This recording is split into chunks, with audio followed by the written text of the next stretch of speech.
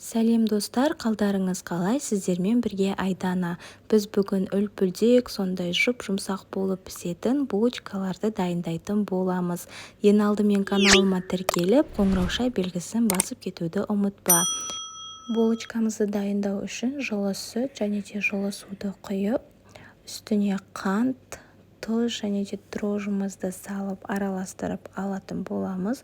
Жақсылап ерігенше араластырамыз. Достар, жалпы булочканың құрамына қанша зат кеткенін мен описание бөлімінде қалдырып кететін боламын. Описание бөлімінен нақты мөлшерін қарап жасасаңыздар, сіздердің де булочкаларыңыз дәл менікіндей шығады. Одан соң дрожжымызды ерітіп алғаннан кейін бір жұмыртқа және де екінші жұмыртқаның ағын салып, сарысын бетіне жағуға алып қалатын боламыз. Енді жұмыртқамыз жақсылап араласқанша шайқап аламыз. Сұйық майымызды құйып, одан соң ұнымызды ситадан өткізу арқылы жаймендеп жұмсақ қамыр илейтін боламыз. Мен ең бірінші осылайынан венчиктің көмегімен араластырамын, одан соң лопатканың көмегімен шайқап қоюлана бастаған кезде қолмен илейтін боламын. Жалпы достар, каналыма тіркеліп, комментарий жазып, лайк басуды ұмытпаңыздар.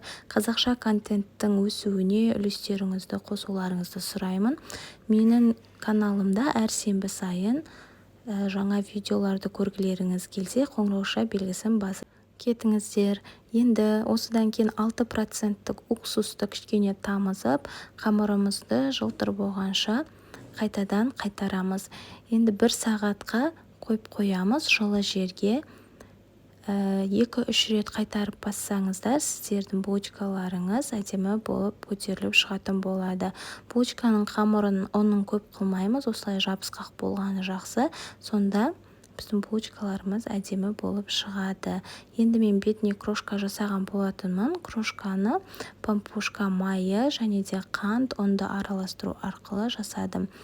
Булочкаларымызды дәл осындай домалақ форма бердім. Домалатып алып, противенге салып, көтерілгенше 15 минутқа бетін жауып қойып қоямыз. Кішкене көтерілгеннен кейін жұмыртқаның сарысын бетіне жағып,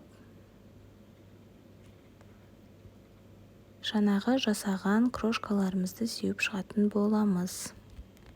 Крошка жасау міндетті емес, кунжут болса кунжут сеуіп шықсаңыздар да болады. Өзіме крошкамен жасаған ұнайды, дәмі сондай тәтті, ерекше болып шығады. Қызып тұрған пеште 35-40 минуттай пісіріп аламыз. Біздің булочкаларымыз дайын. Сіздерге де жасап көруге кеңес беремін. Ас болсын.